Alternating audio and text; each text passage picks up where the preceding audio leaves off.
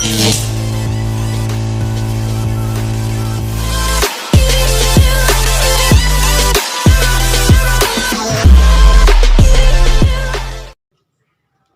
teman-teman, kembali lagi bersama saya Dematika Waru. Kali ini kita akan membahas cara pengerjaan uji Wilcoxon dan uji T dengan menggunakan aplikasi SPSS. Sebelum kita masuk dalam pengerjaannya, terlebih dahulu kita mengetahui pengertian dari uji Wilcoxon. Uji Wilcoxon adalah sebuah teks hipotesis non-parametrik statistika yang digunakan ketika membandingkan dua sampel yang berhubungan untuk melihat perbedaan di antara sampel berpasangan. Dasar pengambilan keputusan: apabila p-value lebih besar dari 0,05, maka H0 diterima, yang berarti bahwa data tidak terdapat perbedaan. Apabila p-value lebih kecil dari 0,05, maka H1 diterima, yang berarti terdapat perbedaan.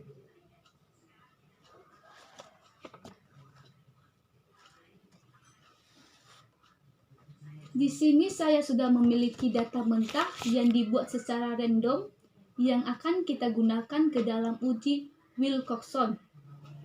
Setelah itu, kita masuk ke aplikasi SPSS.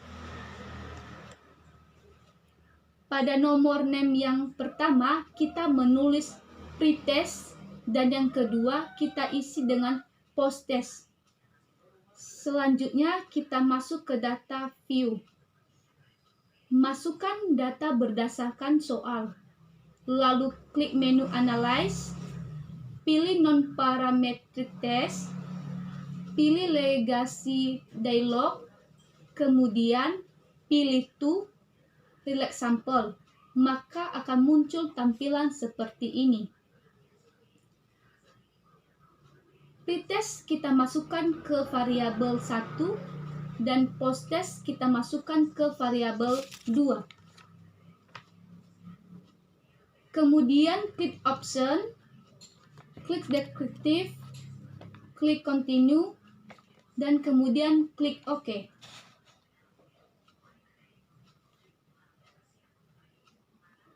Kemudian akan muncul output Wilcoxon Signet Rank Test. Berdasarkan hasil perhitungan tersebut, nilai J didapat sebesar 0,154 dengan p-value sebesar 0,878, di mana lebih dari batas kritis penelitian 0,05, di mana 0,878 lebih besar dari 0,05. Sehingga keputusan hipotesis adalah H0 diterima dan H1 ditolak, atau yang berarti tidak terdapat perbedaan bermakna ataupun kelompok pre-test dan post-test. Selanjutnya kita masuk ke pengerjaan uji T. Uji T adalah salah satu tes statistik yang digunakan untuk menguji kebenaran atau kepalsuan hipotesis yang menyatakan bahwa di antara dua buah mean sampel yang diambil secara random dari populasi yang sama, tidak terdapat perbedaan yang signifikan. Di sini saya memiliki data mentah. Uji T bertujuan untuk mengetahui atau tidaknya pengaruh parsial yang diberikan variabel bebas X terhadap variabel terikat Y.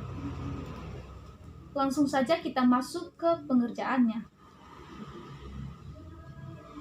Kita masuk ke aplikasi SPSS, pilih variabel view, pada bagian name ketik X1, kemudian di bawahnya X2, dan di bawahnya lagi Y.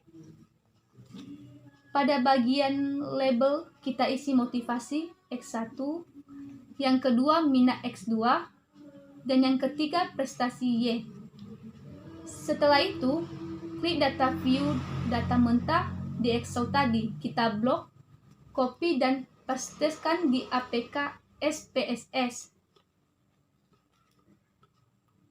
Selanjutnya klik menu Analyze, kemudian Regression, kemudian linear, kemudian pada kolom dependent diisi variabel prestasi, dan pada kolom independent diisi motivasi dan minat, lalu tekan OK. Ini adalah outputnya. Di sini saya sudah memindahkan ke Microsoft Word agar lebih mudah dipahami. Perumusan hipotesis. H1 terdapat pengaruh motivasi X1 terhadap prestasi Y. H2 terdapat pengaruh minat X2 terhadap prestasi Y. H3 terdapat pengaruh motivasi X1 dan minat X2 secara simultan terhadap prestasi Y. Tingkat kepercayaannya 95%, A sama dengan 0,05. Dasar pengambilan keputusan. Jika nilai signifikan lebih kecil dari 0,05 atau T hitung lebih besar dari T tabel, maka terdapat pengaruh variabel X terhadap variabel Y.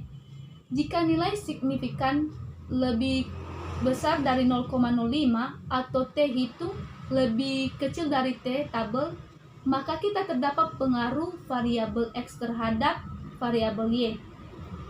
T tabel sama dengan T alpha sama dengan 2N kurang K kurang 1.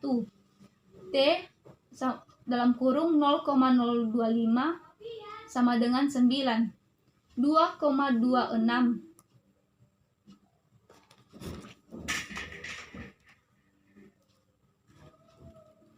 Pengujian hipotesis H1 dan H2 dengan uji T. Pengujian hipotesis pertama H1. Diketahui nilai signifikan untuk pengaruh X1 terhadap Y adalah sebesar 0,613, lebih kecil dari 0,05, dan nilai T hitung 0,521, lebih besar dari T tabel 2,0201, sehingga dapat disimpulkan bahwa H1 ditolak, yang berarti tidak terdapat pengaruh X1 terhadap Y.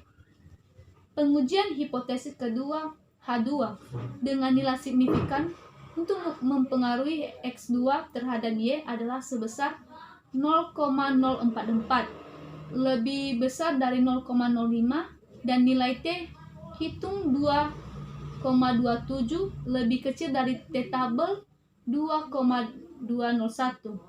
Sehingga dapat disimpulkan bahwa H2 diterima, yang berarti terdapat pengaruh X2 terhadap Y. Baik teman-teman, demikian dari hasil pengerjaan uji Wilcoxon dan uji T, semoga bermanfaat.